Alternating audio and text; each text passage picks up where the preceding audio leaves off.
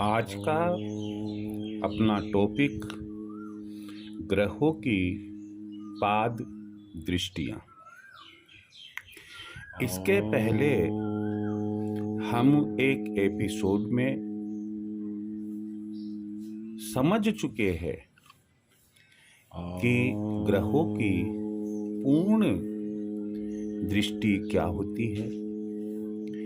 यहाँ मैं आपको ब्रीफ करना चाहूँगा कि सभी ग्रहों की अपने भाव अर्थात जिस भाव में वह ग्रह बैठा हुआ है उससे सातवें भाव पर जो दृष्टि पड़ती है उसे हम पूर्ण दृष्टि कहते हैं, जिसे हम 100% दृष्टि भी कह सकते हैं।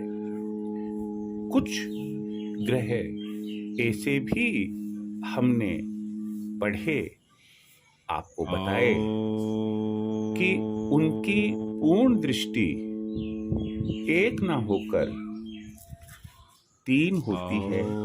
जैसे मंगल ग्रह के संबंध में मैंने आपको जानकारी दी कि 7वें भाव पर पड़ने वाली दृष्टि तो पूर्ण दृष्टि होती ही होती है, लेकिन मंगल जिस भाव में बैठा हुआ है वहां से 4थे भाव पर और 8वें भाव पर भी वह अपनी पूर्ण दृष्टि डालता है।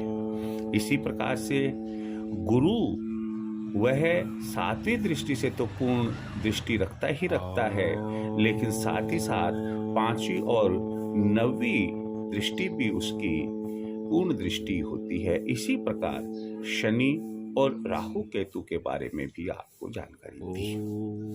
आज हम पूर्ण दृष्टि के अलावा ग्रहों की पाद दृष्टियां क्या होती है, कितने भागों में बांटी गई है, इसके बारे में जानकारी लेंगे। पाद दृष्टियों को 3 भागों में बांटा गया है। पहला भाग है इसका जिसे हम कहेंगे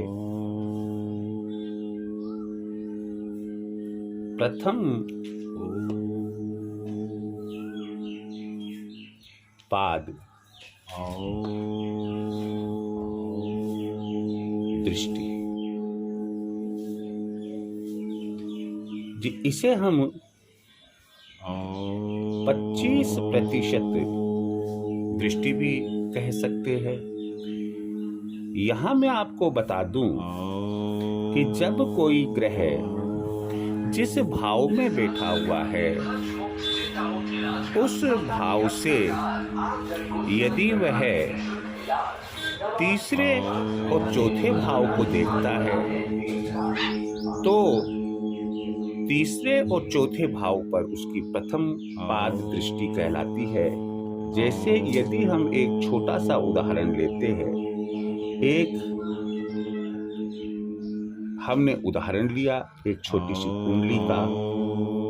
हमने ये कुंडली स्केच की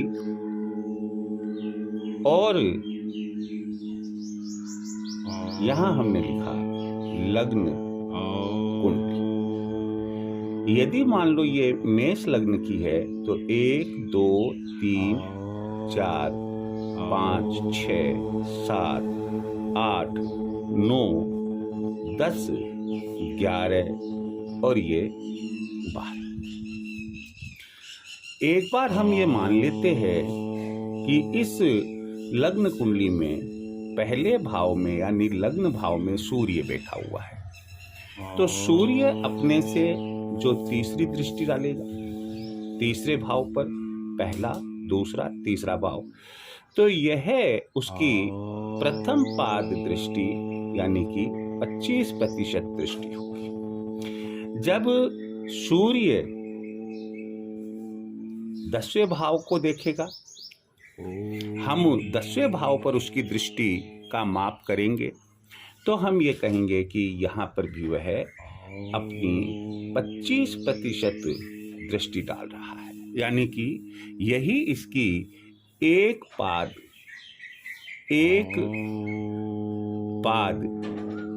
दृष्टि होती है, एक पाद दृष्टि होती है। यहाँ सूर्य के अलावा चंद्र, मंगल और भी दूसरे ग्रह हो सकते हैं, परंतु यहाँ एक चीज का ध्यान रखना है आपको।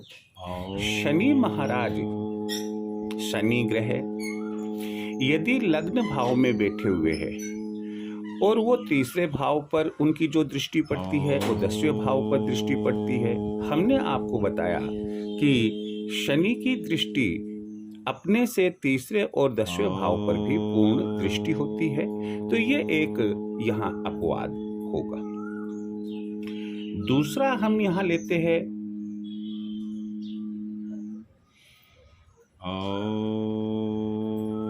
द्वितीय पाद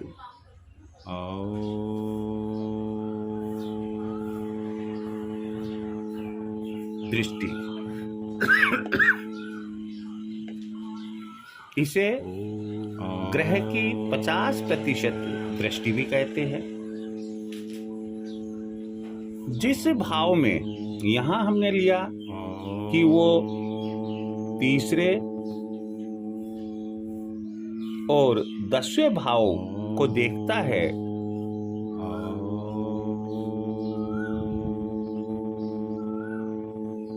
तो वह प्रथम पाद दृष्टि होती है। और यहां होता है द्वितीय पाद दृष्टि, जब कोई ग्रह जहां बैठा हुआ है वहीं से वह अपने 5वें भाव को तथा 9वें भाव को जिस दृष्टि से देखता है वह उसकी 50% दृष्टि होती है। उसे द्विपाद, उसे हम द्वितीय पाद या द्विपाद दृष्टि भी कहते हैं, दूसरी चरण वाली दृष्टि कहते हैं। जैसे हम यहां एक उदाहरण लेते हैं, एक कुंडली बनाते हैं और इस कुंडली में हम यहां लिखते हैं, ये लग्न कुंडली है, मेष लग्न की है, 1 2 3 4 5 6 7 8 9 10 11 12। मान लो कि मंगल चतुर्थ भाव में बैठा हुआ है, तो यहां से वह 5वें भाव को देखता है। तो पहला भाव, दूसरा भाव, तीसरा भाव, चौथा भाव और 5वां भाव, ये 5वां भाव हुआ इसका। 5 के बाद में 6 7 8 और ये 9वां भाव हुआ इसका। तो यहां पर जब हम कहेंगे कि मंगल चौथे भाव से 8वें भाव पर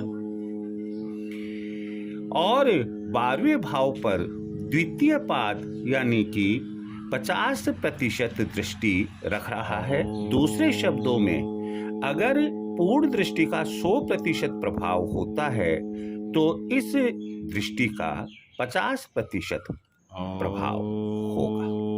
हम यह भी जानते हैं, क्या हमने पहले एपिसोड में बताया कि गुरु, राहु और केतु 7वें भाव को, अपने से 7वें भाव को पूर्ण दृष्टि से देखते हैं, लेकिन साथ ही साथ 2 अन्य भावों को भी वह पूर्ण दृष्टि से देखते हैं, और वो 2 अन्य भाव 5वां भाव और 9वां भाव है। ये अपवाद है।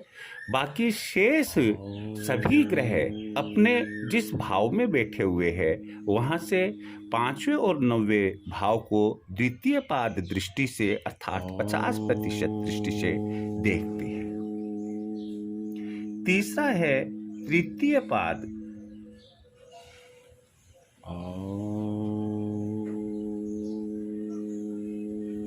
तृतीय पाद दृष्टि यानी कि 75%।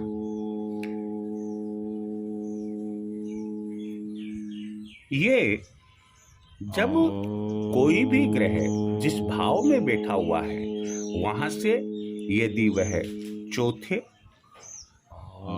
तथा 8वें भाव पर जो दृष्टि डाल रहा है, चौथे भाव पर और 8वें भाव पर जो दृष्टि डाल रहा है, उसकी वह दृष्टि तृतीय पाद दृष्टि होगी और वह अपना 75% प्रभाव अपने भाव से चौथे और 8वें भाव पर डालेगा। एक कुंडली से हम इसे समझ लेते हैं। जैसे एक हमने नमूने की कुंडली बनाई, मान लो कि ये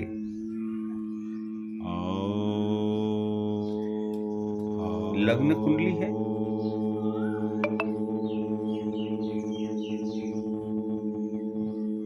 मेष लग्न की है। 1 2 3 4 5 6 7 8 9 10 11 और ये 12 मेष लग्न की कुंडली है। और यहाँ चंद्रमा पहले भाव में लग्न भाव में बैठा हुआ है। तो चंद्रमा जो लग्न भाव में बैठा हुआ है वह अपने भाव से चौथा भाव 1 2 3 4 इस भाव पर जो दृष्टि डालेगा वह 75% प्रभाव रखेगा इस भाव पर। और 8वें भाव पर जो दृष्टि डालेगा यह भी 75% चंद्रमा ग्रह का प्रभाव होगा। कहने का मतलब है कि चंद्रमा अपने भाव से चौथे भाव और 8वें भाव पर तृतीय पाद दृष्टि डाल रहा है। यह 75% प्रभाव चौथे और 8वें भाव को दे रहा है। परंतु हम ये जानते हैं कि जो मंगल है, मंगल 7वें भाव को तो पूर्ण दृष्टि से देखता ही देखता है, लेकिन साथ ही साथ चौथे और 8वें भाव को भी वह पूर्ण दृष्टि से देखता है। इसलिए मंगल इसका एक अपवाद है। यहाँ मंगल जो है वह 7वें, चौथे, 8वें को पूर्ण दृष्टि से देखता है, जबकि अन्य भाव चौथे और 8वें भाव को तृतीय पाद दृष्टि से देखते हैं। हमें जिस समय कुंडली का फलादेश देना हो, जब हमें कुंडली का विश्लेषण करना हो, तो पूर्ण दृष्टि के साथ साथ हमें सभी ग्रहों की या जिस विषय पर हम विचार कर रहे हैं उस विषय से संबंधित ग्रहों की 1 पाद, 2 पाद और 3 पाद दृष्टियों को भी ध्यान में रखना चाहिए और इन्हें ध्यान में रखकर ही अपना विश्लेषण करते हुए फलादेश देना चाहिए, ताकि जो व्यक्ति आपसे अपनी कुंडली का फलादेश पूछ रहा है, हम काफी हद तक एक सटीक और एक सही फलादेश बता सके, क्योंकि आप और मैं अच्छी तरह से जानते हैं कि जो भी हमारे पास में आया है, जातक आया है या उसका गार्जियन संरक्षक आया है, वह कुछ उम्मीद लेकर आया है, हमारे ऊपर कुछ विश्वास लेकर आया है। यदि हम अच्छे से कुंडली का विश्लेषण नहीं करेंगे और फलादेश नहीं देंगे तो उसका विश्वास न केवल हमारे ऊपर से बल्कि भारतीय ज्योतिष से भी उठ जाता है। इसलिए हमें पूरी कोशिश करनी चाहिए कि कुंडली का जो भी विश्लेषण हम करें, एनालिसिस करें, वह सही और सटीक हो, गंभीर रूप से हम करें। जो विद्यार्थी, जो व्यक्ति कुंडली बनाने में, कुंडली का फलादेश देने में रुचि रखते हैं, निश्चित रूप से आज का यह जो टॉपिक है ग्रहों की पाद दृष्टियां, यह उनके लिए मददगार होगी। यदि किसी भी प्रकार की आपकी कोई समस्या है, कोई क्वेरी है, कोई प्रश्न है, आप कमेंट बॉक्स में दे सकते हैं। जय श्री कृष्ण।